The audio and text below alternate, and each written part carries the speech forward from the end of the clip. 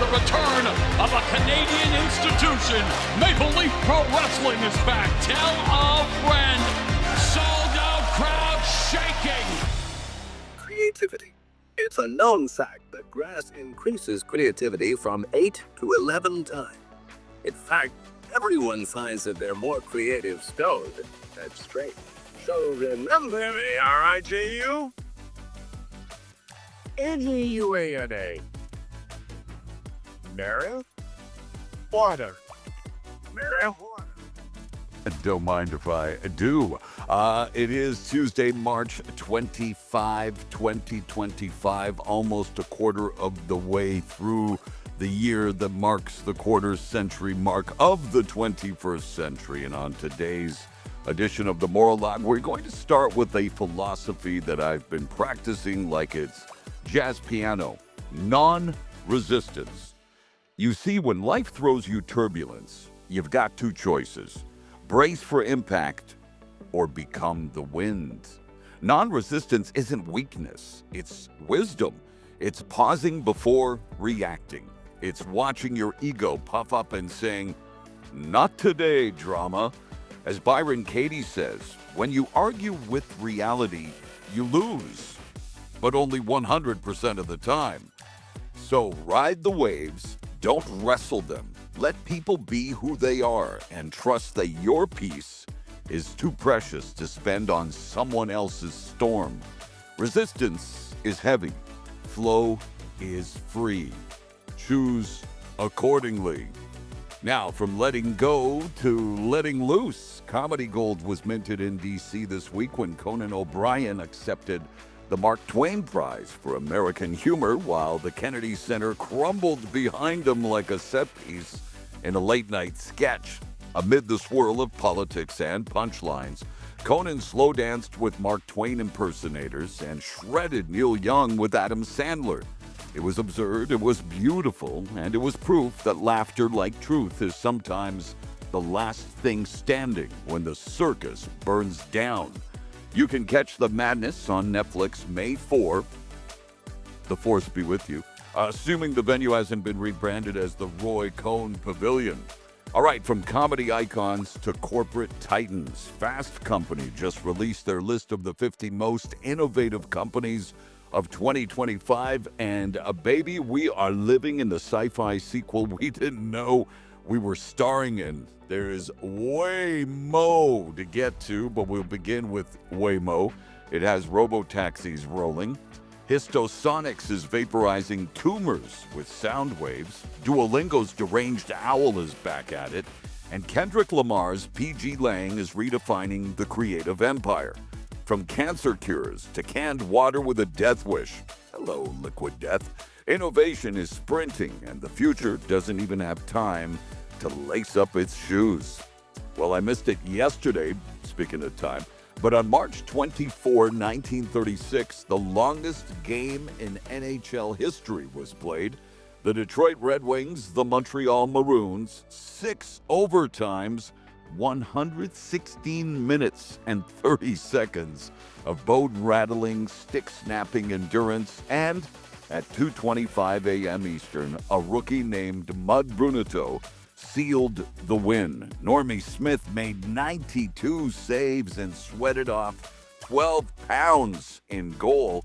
These days, that's called a detox. Back then, it was called playoff hockey. Speaking of which, tonight's showdown in Winnipeg isn't just a battle for the NHL's President's Trophy. It's a front row seat to hockey history in the making.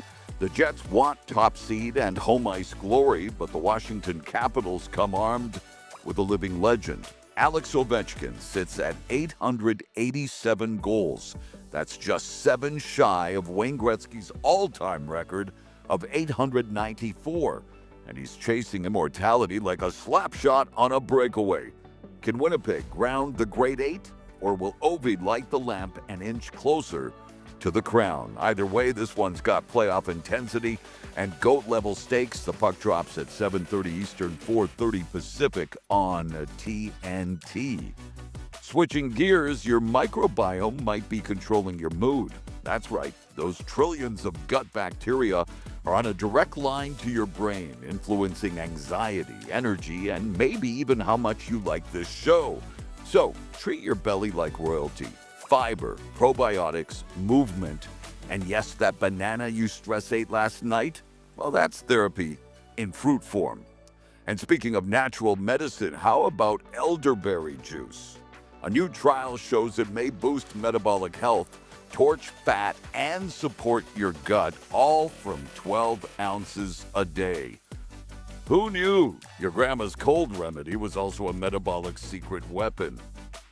Well, the Golden Gate Bridge has long been a tragic landmark for suicide, but after installing prevention nets just 20 feet below the deck, suicides have dropped by a whopping 73%.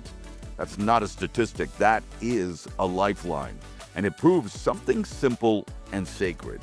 When we care enough to intervene, we change the ending. Meanwhile, suicide and overdose are top killers of young Americans, and 1 in 5 teenagers has seriously considered ending their life. That's not a stat either, that's a siren. But here is the good news. It's preventable. The JED Foundation's proven it. When schools and communities actually prioritize youth mental health, kids thrive. Less crisis, more connection. Less dropout, more hope. So whether you're a teacher, a parent, or just a human who cares, this is your call to action. Show up, speak up, and help build a world where no young person feels like they're fighting alone. Well, today we light a candle at the altar of immortal music because March 25th gave us both Aretha Franklin and Sir Elton John, a 1-2 punch of pure sonic royalty. Aretha Franklin, born in 1942, didn't just sing the gospel, she was the gospel. A vocal powerhouse whose voice was officially declared a natural resource by the state of Michigan. She earned the title Queen of Soul and made it mean something. How legendary? 18 Grammy Awards, including a Lifetime Achievement Award. The first woman inducted into the Rock and Roll Hall of Fame. 112 Billboard charted singles, including 20 #1 rhythm and blues hits. And oh yeah, she turned Otis Redding's respect into a global demand for dignity. She is missed. May the Queen of Soul rest in power. Then, 5 years later to the day, Reginald Dwight landed on Earth in a bedazzled cape and rose-tinted glasses. You know him as Sir Elton John, born March 25, 1947, the same year as Mama Ronaldo, although she came into this world on August 18.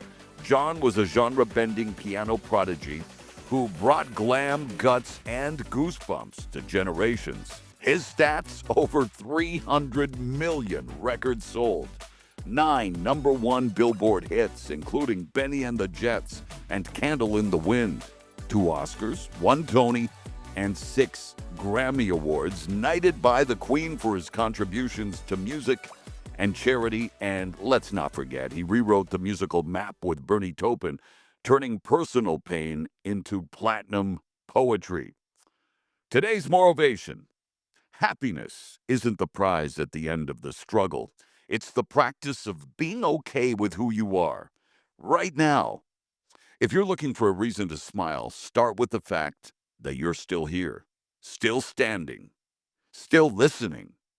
Thank you for tuning in to the Maurologue, your daily dose of wit, wisdom, and whoa. Now go out there, hold the door for someone, and keep fighting the good fight.